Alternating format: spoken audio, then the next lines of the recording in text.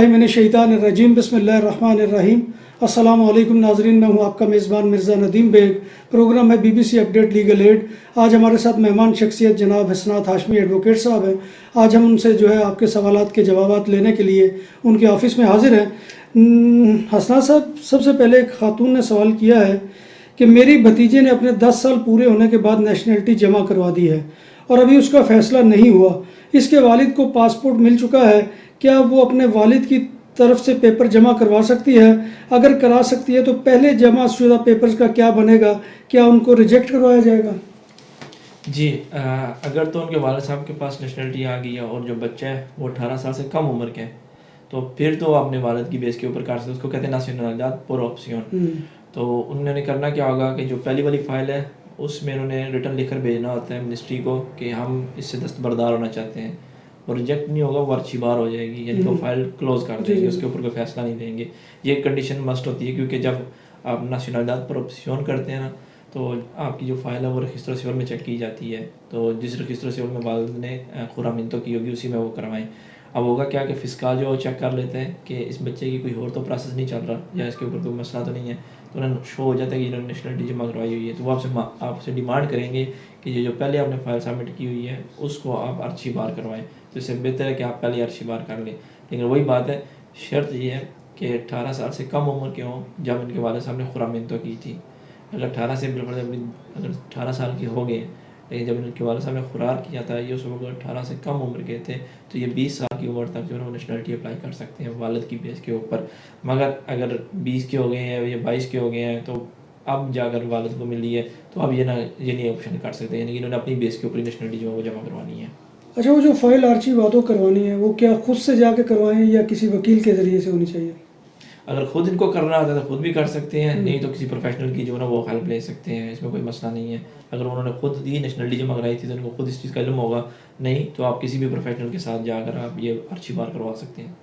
अच्छा, टीम साहब ने एक सवाल किया जी, नेशनलिटी मिल गई है और बच्चे पाकिस्तान है तो कैसे बुलाया जाए? ये इन्होंने खैर यही समझा जाता है कि इनके बच्चे फिर मेनोर दिन आते होंगे, 18 साल से कम उम्र के होंगे। इनके पास 2 ऑप्शन है। पहला ऑप्शन ये है कि अगर बात करें सिर्फ बच्चों की, अगर बीवी की बात ना कर रहे हो तो बच्चों को बुलाना कोई ऐसा मसला नहीं है। वो बच्चों का बर्थ सर्टिफिकेट इनको चाहिए होगा, बे फॉर्म और FRC, ये जो 3 डॉक्यूमेंट है ये फॉरेन ऑफिस और स्पेन एम्बेसी से अटेस्टेड हों, और यहाँ से इनका अपना बर्थ सर्टिफिकेट, इनकी पादरोन, इनकी देनई और नोतारिया के पास जाकर इन्होंने बयान देना होता है। उसको अक्ता मैनिफेस्टेशंस कहते हैं स्पेनिश में, कि हम अपने बच्चों को बुलाना चाहते हैं। तो वो नोतारिया जो एक पेपर पे लिख देते हैं कि ये बंदा मेरे पास आया, इसने ये चीज़ कहा कि ये अपने बच्चों को बुलाते हैं, बच्चों का ये नाम है, ठीक है। तो ये फिर इन्होंने TCS में जमा करवाना होगा, और ये 15 से 30 दिन में ये वीज़ा मिल जाता है और बच्चे इनके यहाँ पर आ जाएंगे। अब अमूमन लोग सवाल ये कर रहे होते हैं कि क्योंकि वालिद के पास नेशनलिटी है तो बच्चों को भी नेशनलिटी दिलवाना चाह रहे हैं। अगर ये चीज़ें इनकी, तो इनके पास फिर भी 2 ही ऑप्शन है। एक तो ये कि यहाँ स्पेन में आ जाए बच्चे, जैसे मैंने पहले बताया, वो बच्चे स्पेन में आ जाए और रजिस्टर सिविल में डायरेक्ट जाकर नेशनलिटी जमा कराएं। कोई इनको तरखेता कम्युनिटी नहीं चाहिए, कोई सिर्फ पासपोर्ट के ऊपर ही जाएंगे, यानी बर्थ सर्टिफिकेट लेंगे और पासपोर्ट की बेस के ऊपर वो नाशनालिदाद पर ऑप्शन ले लेंगे। दूसरा ऑप्शन ये होता है कि यही प्रोसेस जो उन्होंने इधर रजिस्टर सिविल में करना है वो स्पेनिश एम्बेसी में इस्लामाबाद में वो कर सकते हैं, और वहाँ पर बर्थ सर्टिफिकेट, बे फॉर्म वगैरह जितने भी पाकिस्तानी डॉक्यूमेंट्स हैं, वालदा का बर्थ सर्टिफिकेट, और यहाँ पर से इनके जो डॉक्यूमेंट्स, इनका बर्थ सर्टिफिकेट, इनकी जो है वो देने वो पाकिस्तान जाएगी और एम्बेसी के अंदर जगह जमा करनी है। यानी ऑनलाइन इन्होंने सीधा लेना था, TCS के ज़रिए नहीं होगा, ये एम्बेसी के पास जाना होगा उन्होंने, ये वहाँ पर जाकर सबमिट करेंगे अपनी फ़ाइल।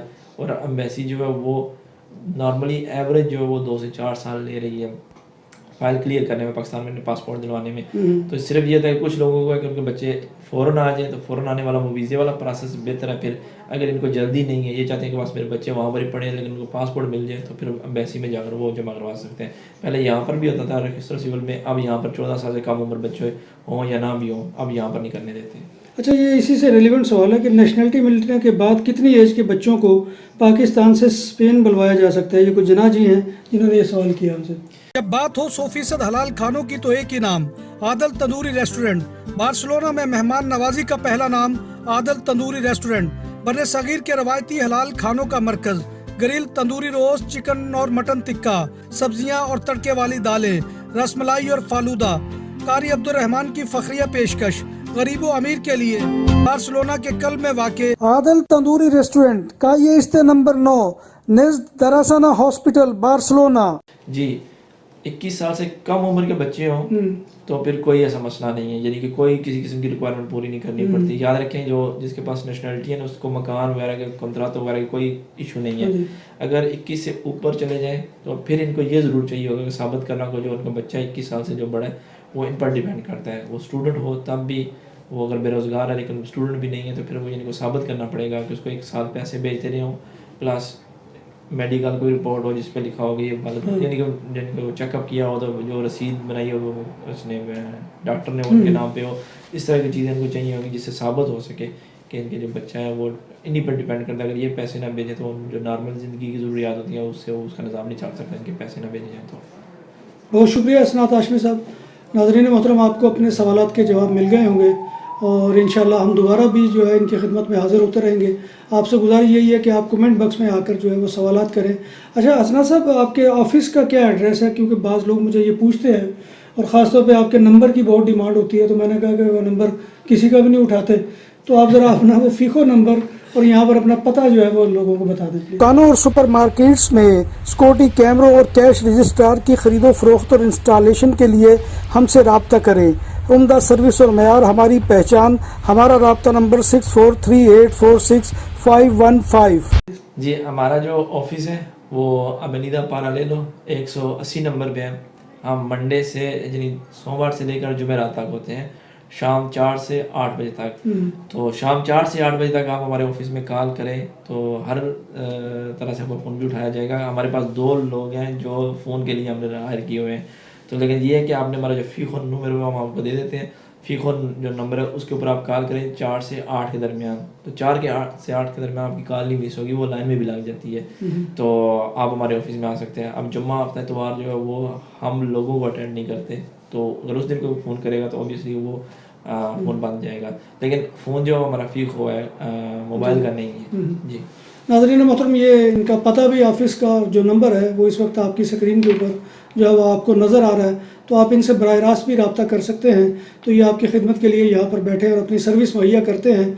तो नाज़रीन मोहतरम, इन्हीं अल्फाज के साथ कि अल्लाह तबारक व तआला हमें ईमान और सेहत की सलामती के साथ ज़िंदा रखे और हमारा ख़ात्मा ईमान के ऊपर करे और रोज़ महशर नबी कायनात सल्लल्लाहु अलैहि वसल्लम की शफ़ाअत और ज़ियारत नसीब फरमाए, आमीन या रब्बिल आलमीन।